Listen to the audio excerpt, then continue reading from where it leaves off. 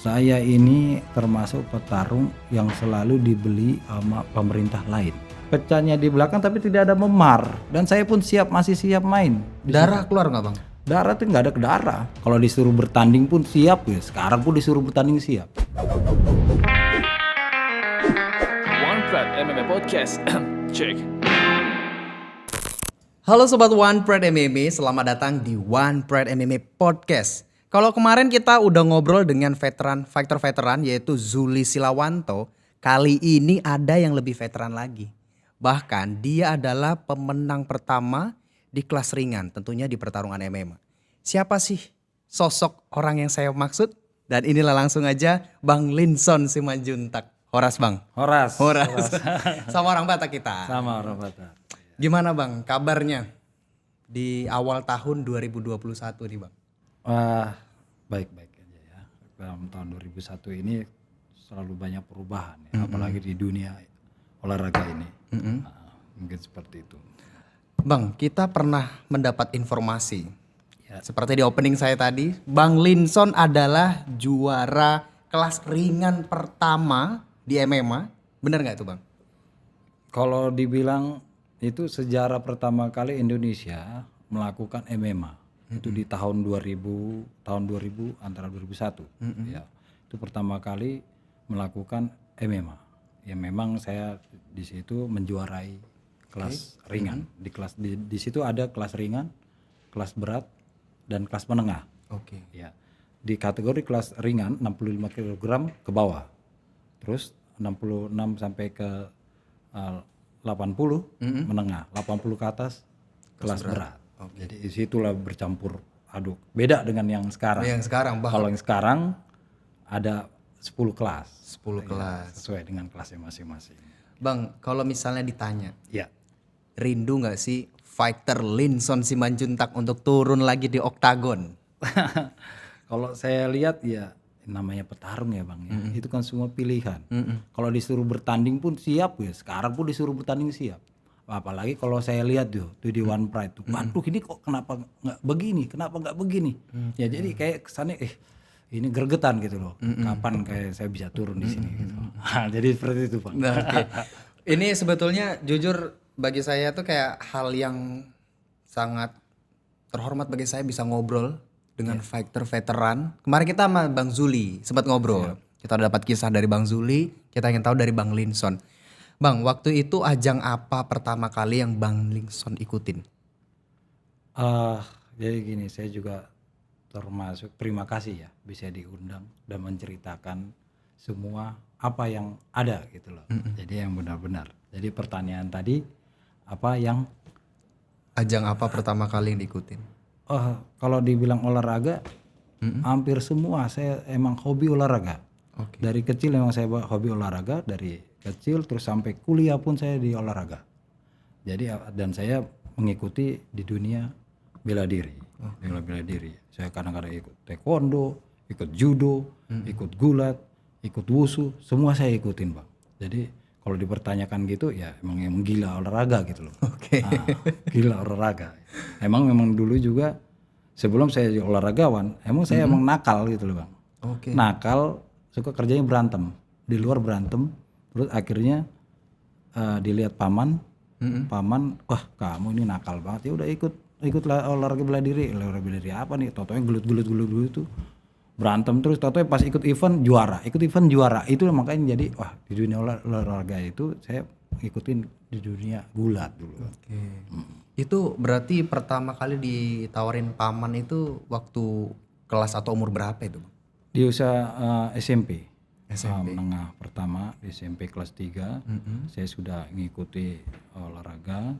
Terus apalagi pemerintah kan ada ibaratnya seperti itu memerhatikan olahraga seperti itu, dan tetap saya masih bandel itu Bang, walaupun dibina terus di karantina terus dibiayain, pergi lagi mainnya ribut lagi, juara.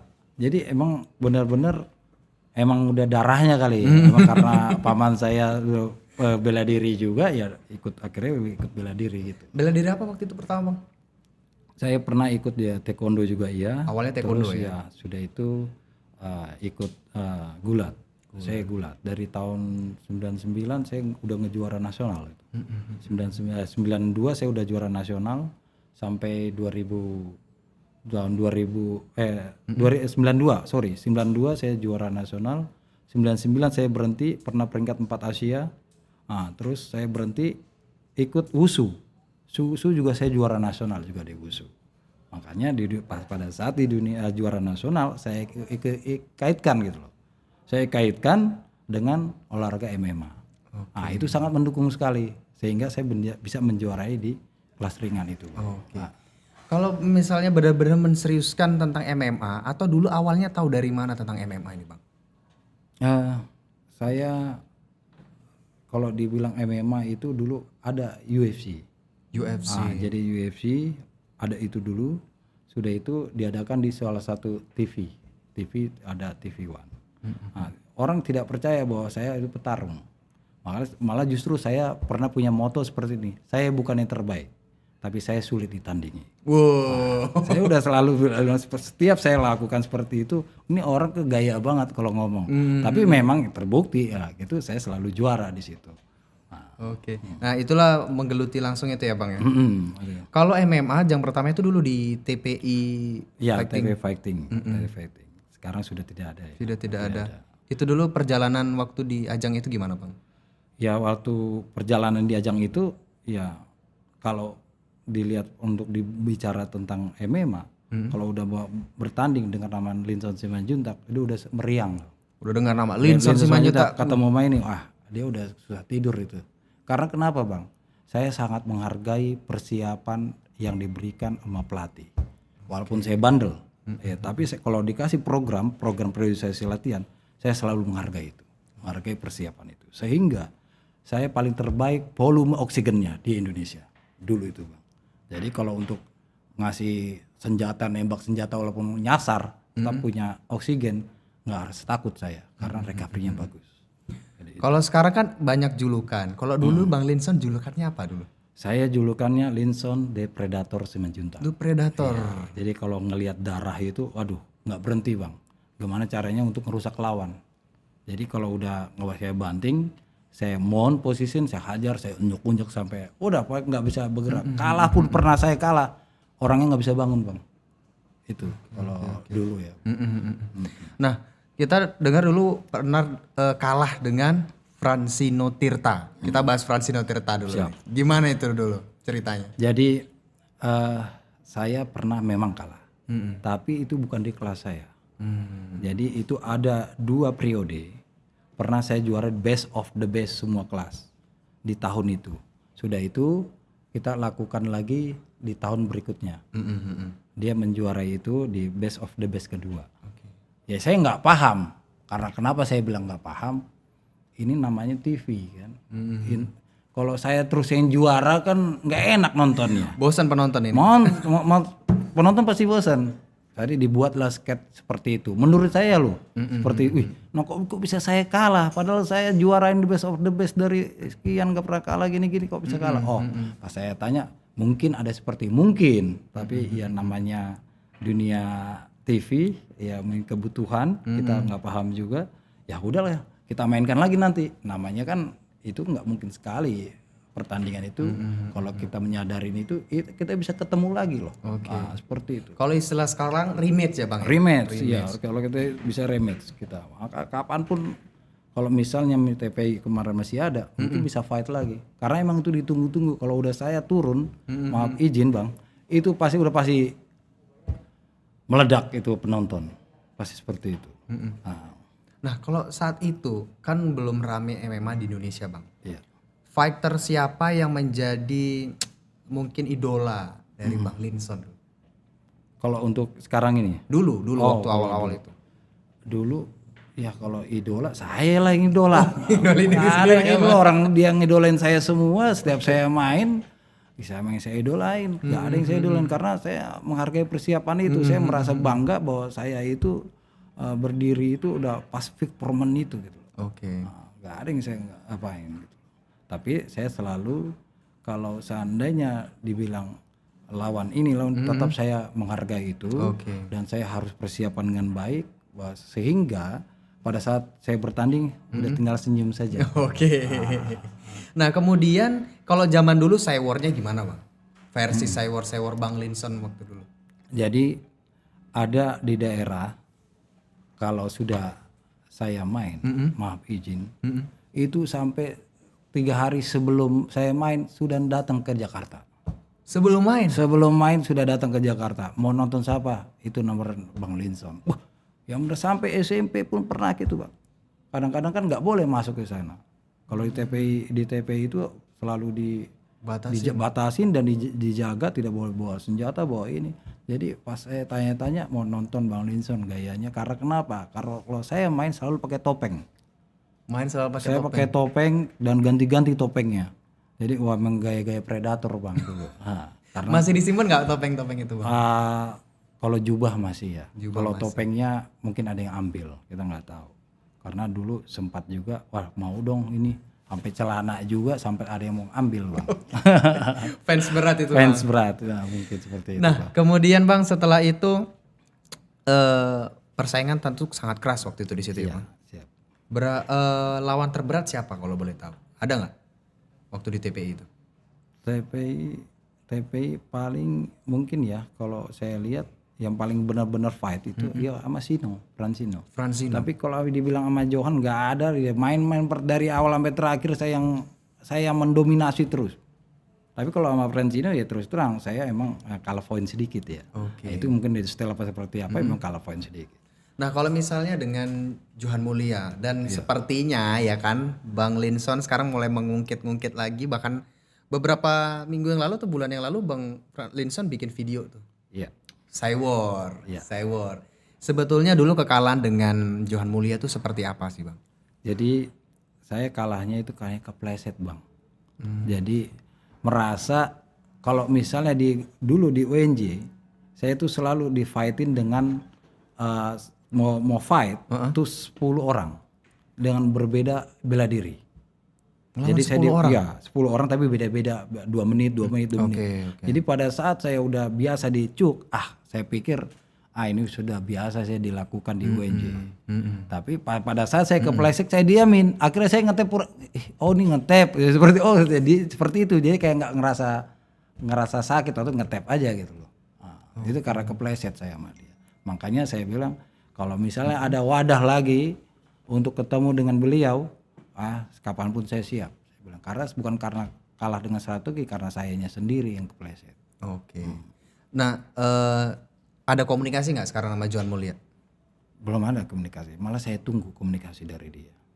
Dia pernah ya dalam salah satu dia mewawancarai katanya dia pun siap, tapi saya mau tunggu videonya. Siap kan kita tidak tahu, ya. Kalau dibilang siap tuh siap dengan omongan aja. Saya mau tahu videonya dia. Kalau siap kita mainkan kan gitu. Karena saya juga akan persiapan juga. Saya udah lagi persiapan juga gitu loh. Iya. Karena nggak bisa di olahraga ini nggak asal ngomong. Kalau asal ngomong itu berarti emosional. Kita harus persiapan. Seperti itu bang. Nah kemudian mungkin saat ini abang kan lagi cywar banget udah nggak mau kalah lah sama fighter-fighter yang sekarang, walaupun udah orang bilangnya udah legend, istirahat aja udah waktu misal gitu kan, ternyata masih ada jiwa ya bang. Iya, siap. Masih ada jiwa. Nah kita mau tanya, banyak yang bertanya-tanya, mohon maaf nih bang, cedera mata Bang Linson ini orang bertanya-tanya, seperti apa sih misteri butanya Linson Simanjuntak? Bener atau enggak kalah dari Johan itu waktu itu bang? Jadi begini bang, saya ini termasuk petarung yang selalu dibeli sama pemerintah lain. Jadi Bang Linson, lu mewakilin daerah ini ya, saya kasih uang sekian, lu transfer, siap. Kesini saya bisa punya 5-6 KTP bang. Jadi setiap saya mewakilin daerah, saya selalu ngambil medali karena saya selalu juara. Jadi pada saat saya main di Porda, Keseleo saya bang. Tahun berapa itu bang? Tahun 2006. Sesudah saya main di Jepang, saya masih main Porda, makanya itu salahnya saya. Habis namanya dijanjikan transfer, dikasih uang, seperti itu saya mewakili Porda. Jadi wakil Porda dan Ya terus terang lawannya itu juara PABA juga, juara PABA dan ikut WUSU. Itu pertandingan WUSU dan bukan pertandingan MMA. Berarti sobat One Pride yang nebak-nebak kalah karena Johan Mulia itu salah. Iya, bukan karena MMA. Memang itulah pilihan, Bang. Dan namanya pilihan ya pastinya ya kita siap. Di mana mau cedera pun apa seperti apapun kita siap fight. Bukan karena saya kena di MMA. Malah justru di MMA saya nggak maaf izin belum pernah cedera saya di MMA. Belum pernah cedera. Malah cederanya malah justru di olahraga amatir yang memakai guard, memakai pelindung, semua pakai pelindung. Namanya kita berjalan kaki aja kalau namanya Tuhan sudah lakukan itu dibilang kesleo, ya kesleo. Memang itu dulu saya merasa sombong. Saya sombong karena saya selalu juara. Saya tidak ingat Tuhan. Naluri waktu muda ya. Ya, jadi saya bilang, "Mah, nggak usah lah nonton saya." Karena saya setiap keluar negeri, kemanapun saya bawa orang tua saya untuk mendoakan saya. Itu saya. Dua-duanya dibawa? Enggak, papa saya udah almarhum. Sebelum mama saya almarhum, saya bawa kemana-mana tuh orang tua saya untuk mendoakan. Jadi kalau saya bawa fight, lebih tenangnya saya lihat seperti ini, wah ada mama saya. Ya, jadi saya semangat gitu. Apalagi mama saya langsung berdoa. Pada saat itu, mah nggak usah lah mama ke sana karena dekatnya di pertandingan Porda nih, kelas-kelas Porda. Ya udahlah Amang, ada orang Batak bilangnya Amang. Ya. Udahlah Amang, yang penting kau ibadah lah ya di sana. Kebetulan tempat ibadah di sana tidak susah carinya. Ya udah, akhirnya oke lah siap main. Ternyata saya lupa dengan omongan orang tua sehingga saya cedera di situ. Orang tua juga nggak ikut waktu itu. Nggak ikut, terus saya sombong, merasa hebat terus. Ya udah, selesaikan kena mata saya di situ. Kronologinya gimana waktu itu, Bang? Jadi pada saat fight, saya ketemu, saya ikut Porda, WUSU, itu pakai guard dulu. Jadi dia nendang, saya fight atas, mukul petinju, kena pukul sama saya, nendang kena tendang sama saya, banting kena banting sama saya, giliran dia ngocok sedikit kena kuku kaki. Kuku kaki? Iya, jadi dokter pun bingung dengan saya, dengan kejadian itu. Pecahnya itu di belakang, Bang. Ini bola mata. Pecahnya di belakang, bukan di depan. Ya, jadi dokter saya Jakarta dulu kan ada Krakatau Steel. Kok pecahnya di belakang? Padahal benturan di depan keras. Kalau benturan di depan keras, oke, pecahnya di belakang. Ini pecahnya di belakang tapi tidak ada memar. Oh, nggak ada memar? Tidak ada memar. Dan saya pun masih siap main. Darah keluar nggak, Bang? Darah tuh nggak ada darah. Jadi nggak ada hitam, nggak ada lebam. Saya siap main. Namanya maaf izin Bang, kalau misalnya kena percikan air aja ke mata aja pasti begini kan kena petarung. Ya, saya masih siap main, itulah jiwa saya dulu petarung dan dokter tidak boleh memainkan lagi. Kalau poin sudah jauh sama saya. Oh, berarti diberhentikan? Diberhentikan dengan dokter, nggak boleh fight. Waduh, akhirnya ke rumah sakit dan rumah sakit juga bingung kok pecahnya di belakang. Padahal pakai pelindung kepala, pakai apa? Aduh, saya nggak ngerti lah. Namanya dunia ini memang ada dunia gelap lah. Kalau dalam tapi ya udahlah, saya tidak pakai dunia itu ya. Saya percaya sama Tuhan dan saya selalu waktu itu jauh dengan Tuhan. Jadi makanya itu saya ingatkan sama teman-teman, sama adik-adik, kalau mau bertanding jangan lupa sama Tuhan. Itu walaupun nakal seperti apa, saya selalu berdoa sama Tuhan. Apapun bentuknya, salah apa, gimana benar pun, kalau kita udah serahkan sama Tuhan, kita sudah selalu tenang. Mungkin seperti itu, Bang. Bang, kemudian kalau tadi kan Bang nyebut kena karena kuku kaki, gitu ya. Bukannya kalau bertarung itu dicek semua ya, Bang? Iya, memang dicek semua. Tapi kan itu kan ada jempol kaki meluncung seperti ini, Bang. Jadi pada saat nyucuk seperti itu dia masuk ke dalam. Oh, sama jempol kakinya? Iya.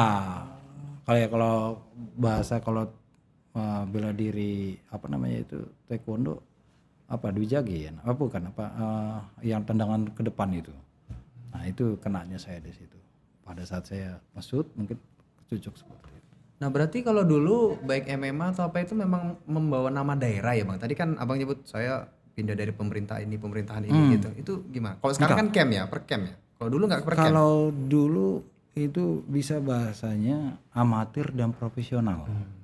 Kalau di dunia amatir itu adanya gulat, taekwondo, bela diri lain.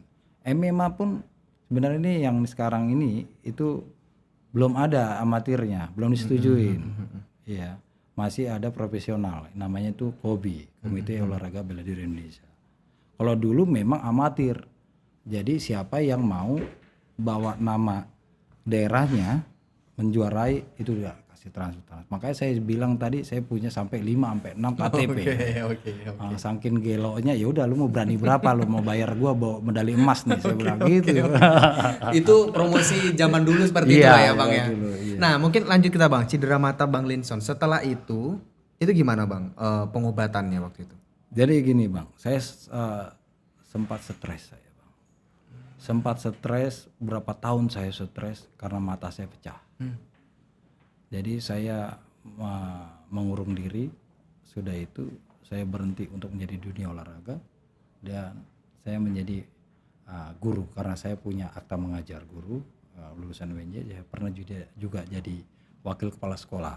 Oh, wakil kepala sekolah. Jadi Itu dari mana Bu dulu? Saya dulu wakil kepala sekolah Budi Utomo. Budi Utomo. Lah Abang dulu dari Medan atau gimana? Apanya? Waktu awal karir tuh dari kampung? Enggak, saya memang dari Jakarta, dari saya tinggal di Jakarta udah 40 tahunan. 40 tahunan saya tinggal, dari kecil saya di Jakarta. Hanya Akamsi, lahirnya kalau doang. anak sekarang Akamsi, anak kampung sini. Iya. Cuman lahir doang di Siantar. bener. Lahir doang Siantar. Udah itu 2 tahun bawa ke Jakarta, dia sekolah di Jakarta dan punya teman-teman juga orang Jakarta. Oke. Terus tadi gimana Bang surat pengobatannya? Jadi kalau dibilang pengobatan, ya saya udah 4 kali operasi. 4 kali operasi. 4 kali operasi, terus udah itu sampai gubernur juga udah sempat bilang, gubernur yang Banten, Atut ya dulu kalau nggak salah, tenang aja Bang Linson, kita beli mata ya katanya. Waduh saya tenang, karena katanya mata ada. Pada saat saya udah tenang, besoknya tidak ada jual mata yang putihnya aja, tapi kalau kornea ada. Waduh, saya pikir, waduh sedih lagi. Itulah yang membuat saya stres. Dan akhirnya saya di dunia pendidikan, saya balik lagi di dunia pendidikan karena saya lulusan olahraga, saya pindah ke dunia pendidikan. Terus akhirnya saya dikenal lagi guru olahraga, pertama sebelum jadi wakil kepala sekolah guru olahraga. Ketemulah lagi sama guru-guru olahraga, kok lu bisa nyasar jadi guru lagi gitu. Akhirnya saya dibawa lagi ke KONI DKI untuk menjadi pelatih fisik. Pelatih fisik, terus belajar jadi pelatih fisik DKI. Terus saya akhirnya menjadi pelatih senior DKI gulat. Nah, jadi pelatih gulat. Udah itu saya kenal dengan MMA lagi. Makanya pas pada saat terima kasih sekali bisa diperkenalkan MMA lagi di sini, kayak seperti hidup kembali dari saya. Dan terima kasih sama Pak Ardi, itu bisa menghidupkan kembali petarung-petarung yang sudah hilang menjadi ada lagi. Apalagi saya pesan untuk anak-anak, ini pernah tanya pelatih-pelatih daerah, Bang Linson, iya, ini MMA ini lama apa enggak? Saya udah konsultasi sama Pak Ardi. Ini program kalender panjang. Jadi siapkanlah atlet-atlet kalian. Beda sama yang dulu. Dulu hanya 2 tahun. Bagaimana mau mempersiapkan atlet? Makanya saya bilang kalau ini kalender panjang untuk pembinaan, untuk apapun bentuknya, itu enak mengelolanya. Dari persiapan umum, persiapan khusus sampai kompetisi. Oke. Nah, Bang waktu itu berarti selama belum ada mata itu, Bang Linson dengan posisi yang sebelah sini tuh enggak ya? Pakai top tutup atau gimana waktu itu? Jadi mata saya kecil sebelah Bang. Jadi saya itu stres saya Bang. Saya berantem di luar pun nggak bisa. Saya coba itu untuk berantem di luar. Jadi pada saat fight kelihatannya kena, tau-tau nggak kena. Karena udah beda target. kelihatan tapi nggak kena. Saya pukul nggak kena. Jadi saya pegang dulu orang saya pukul, oh kena. Jadi seperti itu. Jadi saya latihan bang. Jadi selama saya setahun saya latihan tenis meja. Saya latihan tenis meja, pukul, ambil. Akhirnya di lancar saya berantem lagi di luar bang. Baru enak mukul, pak kena lagi. Nah, itu nakalnya saya itu bang. Terulang nakalnya. Terus lagi, mau coba aja bener nggak ini impactnya gitu loh, perkenaannya. Makanya kalau ada coba-coba lagi Johan mau main sama saya, hati-hati. Saya bilang gitu. Berapa sekali abis kalau gitu. Berarti bang itu mulai ini masang mata sekarang atau gimana nih ini? Ya, saya pasang mata. Jadi saya pasang mata. Dari tahun berapa waktu itu bang? Saya udah ada 2 tahun yang lalu saya pasang mata. 2 tahun yang lalu. 2 tahun yang lalu pasang mata. Itu karena memang dari Bang Linson sendiri udahlah, aku udah cukup nih uangku untuk beli mata, atau ada dari kayak tadi kan ada tawaran dari gubernur ya tadi ya, atau gimana itu bang? Enggak, ada teman akrab saya bang, supaya kelihatan cakep dikit lah lu belilah lu mata lu gini. Oke lah, thank you bang, ntar saya carilah seperti itu. Nah untuk perawatan, kalau kayak gitu itu gimana bang? Kan udah 2 tahun ini abang menyesuaikan itu dengan mata baru gitu, itu gimana bang? Ya namanya penyesuaian ya kelihatan aja kan, bisa dilihat dari makanya saya bilang saya latihan tenis meja. Oh itu udah pakai mata palsu waktu itu? Enggak, belum. Oh tapi belum. Sekarang udah main basket juga. Saya suka olahraga apa aja saya ikutin bang. Futsal saya ikutin, kan kelihatan tuh passing apa, nangkap apa seperti itu. Untuk penyesuaiannya seperti itu. Nah kalau boleh tanya nih bang, pada saat itu asuransi dari dunia olahraga seperti apa ketika ngalami cedera kayak itu pada masa itu bang? Ketika atletnya ada cedera gitu. Inilah yang harus, mungkin terima kasih ya saya bisa bicara seperti ini. Kalau zamannya dulu kebanyakan proyek thank you. Maksud dalam arti kata selagi lu emas, lu dia akan dilindungi terus, dipegang terus. Tapi selagi lu udah selesai, hilang. Seperti itu. Makanya kasihan atlet dulu bang. Hanya proyek-proyek thank you aja yang diitukan sama pemerintah. Jadi kurang fair gitu loh. Makanya dengan diadakannya One Pride seperti ini, lu fight berani berapa lu fight. Jadi ada asuransinya. Asuransi jelas. Kalau dulu tidak ada asuransi bang. Gak ada asuransi. Tergantung kalau misalnya lu tergantung dari manajernya atau tergantung dari pemerintahnya mau nggak. Kalau itu nggak ada, tidak ada asuransi. Makanya kalau memang yang mau fight ya ikut, selesai pertandingan, selesai langsung hilang seperti itu aja. Makanya banyak sekali atlet-atlet sekarang ini yang jadi maaf kata kurang perhatian, maaf izin, ada yang jadi tukang ojek, angkat apa seperti apa, itu banyak sekali tukang jualan seperti itu karena kurangnya perhatian dari pemerintah. Iya. Sebetulnya dengan adanya orang-orang seperti abang ini ya, dengan bantu Pak Ardi dan yang lain gitu ya, dalam arti para pencinta MMA di Indonesia semakin naik. Iya, itu jelas sekali bang. Karena kenapa? Setiap saya ke daerah pasti ngomongnya itu orang One Pride. Itu orang One Pride. Wah, hebat sekali. Makanya ini sangat-sangat bangga sekali ya adanya One Pride, sehingga wadahnya ada. Dan TV One meliput ya. Dengan adanya Kobi, terus Komite Olahraga Bela Diri Indonesia udah profesional, dan itu sangat baik sekali. Daripada dia bertarung di jalan ya, tidak ada kalah juga malu, menang juga malu kan. Cuma jadi tontonan. Ya, tontonan doang. Tautonya karena kebacok. Tapi ini ketahuan mau pecah juga ada asuransinya. Ada biaya semua ditanggung di One Pride. Oke. Bang, kalau kita ngelihat nih sejarah dari cedera matanya Bang Linson juga dialami oleh fighter kita sebenarnya, Inandia Citra. Gimana bang?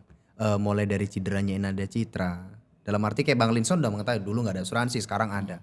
Bagaimana peran One Pride ketika fighter mengalami cedera, mungkin seperti contohnya Inandia Citra bang? Ya, kalau saya perhatikan ya sekarang di One Pride ini diperhatikan 100%.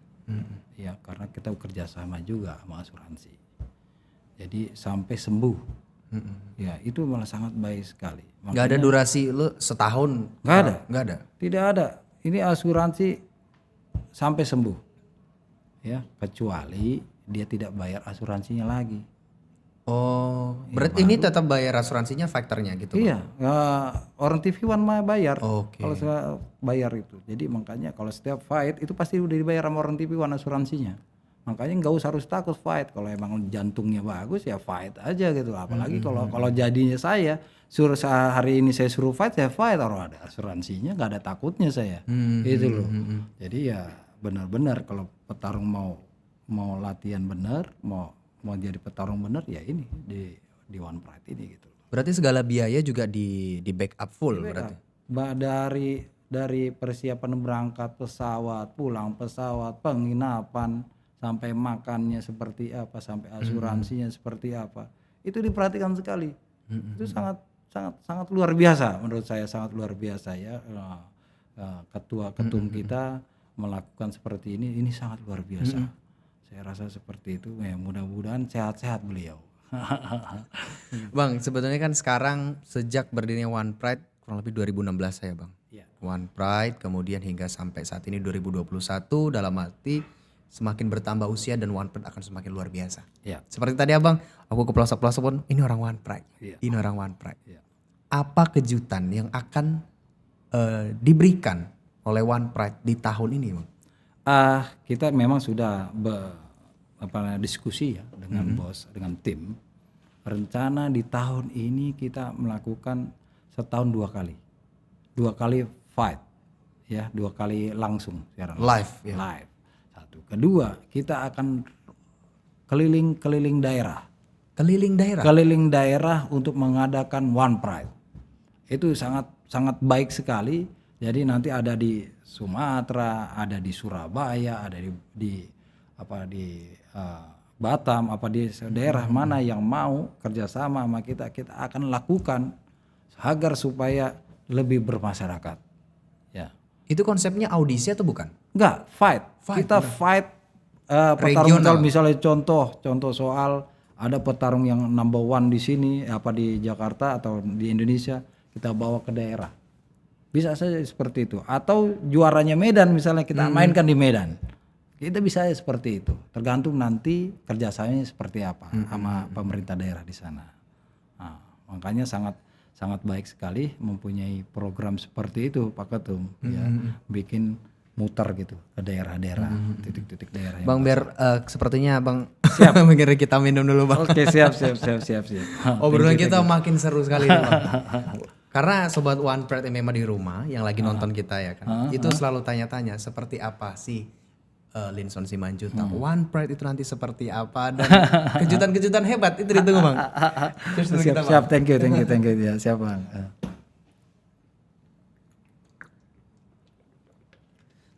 Oke Bang Linson, itu sebetulnya banyak hal yang memang sobat One Pride nggak tahu tentang Linson Simanjuntak. Tadi Abang udah cerita bahwa saya seperti ini dan menjawab misteri butanya Linson Simanjuntak gitu ya. Nah, kemudian Bang, kita kemarin kan ada ngelihat video bahasanya Bang Linson itu mulai memberi cywar ke Johan Mulia gitu ya. Kita mau bahas itu. Kira-kira apa tujuannya dari Bang Linson membuat video itu? Sebenarnya saya nggak ada tujuan bahwa saya supaya terkenal. Saya udah lama terkenal. Tapi saya merasa saya ini petarung. Saya dulu pernah kalah sama dia. Jadi saya mau membuktikan gitu. Bahwasanya persiapan kalau kita fight lagi. Karena dulu TV tidak ada. Ini sudah ada TV yang meliput. Nah, bukan karena saya mau cari nama, enggak. Saya mau buktikan gitu sama dia. Saya bukan kalah karena program. Karena kalah karena saya kepleset. Karena terus terang saya orang yang dibina dulu karena saya dulu pernah olahraga, salinan olahraga. Saya mempunyai 4 pelatih. 4 pelatih untuk 1 atlet. Jadi saya dikasih program periodisasi latihan benar-benar pas dengan performanya. Nah, makanya saya bilang sekarang ini kalau misalnya ya Johan Mulia dengerin nih. Saya mau tahu dia kasih video sama saya seperti apa. Kita mainkan terserah kapan. Karena saya juga udah persiapan gitu. Nah, dengan persiapan yang saya bilang tadi. Nah, saya akan lakukan, saya akan memberitahukan dan juga saya akan memberikan semangat sama adik-adik. Oh begini cara bermain, begini teknik, begini yang harus benar-benar fisik yang baik. Seperti itu, Bang. Bang, kalau misalnya boleh saran nih dari saya pribadi nih. Kalau kita selalu ngelihat fighter-fighter best saat ini di One Pride. Gimana misal fighter-fighter legend itu mulai tampil lagi di One Pride? Weh, ini sangat setuju sekali. Atau misalnya nggak mau antar legend misalnya. JK Saragi melawan Linson Simanjuntak misal. Ya kan. Angga The Hitman lawan si Max Metino misal. Ya walaupun let's say itu cuma latihan gitu kan. Seremoni Bang. Siap. Kali aja bisa seru Bang. Siap, pasti seru saya pikir. Karena kenapa? Sampai sekarang diadakannya One Pride, pasti di petarung-petarung yang dulu mana ya? Betul. Mana ya petarung-petarung dulu? Apa yang dilihat kemarin, wah ini juara-juara pada kemana? Pada saat ditampilkan seperti lagi, oh ini dia juaranya. Saya yakin pasti akan rame. Saya yakin. Karena kan bisa jadi nih Bang. Dulu fans dari Bang Linson, saat ini udah usia senja semuanya. Iya. Saat ini yang hadir anak-anak senja yaitu anak milenial. Iya. Terkejut lihat, wah siapa nih Linson Simanjuntak nih? Mungkin dengan sini mereka tahu, wah dulu ini ternyata bapakku ngefans sama ini dulu gitu. Nah mereka tuh flashback. Kali aja nih, mungkin sobat One Pride MMA, sebelah aku promotor, itu saran dari saya Bang. Iya. Kali aja kalau misalnya oke kan, seremoni setahun sekali, veteran versus fighter masa kini. Siap. Nah. Oke, terima kasih Bang Baik, Linson Simanjuntak. baik, terima Obrolan kasih, kita terima padat kasih. sekali. Ya, Setidaknya saya bisa mengkonfirmasi siapa Linson Simanjuntak Siap. dan misteri butanya Linson Simanjuntak. Terima kasih atas waktunya Bang. terima kasih, Kita Bang. udah Ya. ganggu waktunya. Siap, ya masalah. Sampai Siap. jumpa. Terima kasih Bang. Ya. Oke Sobat One Pride MMA, nantikan obrolan saya di podcast One Pride MMA Podcast. Tentunya dengan narasumber-narasumber yang luar biasa.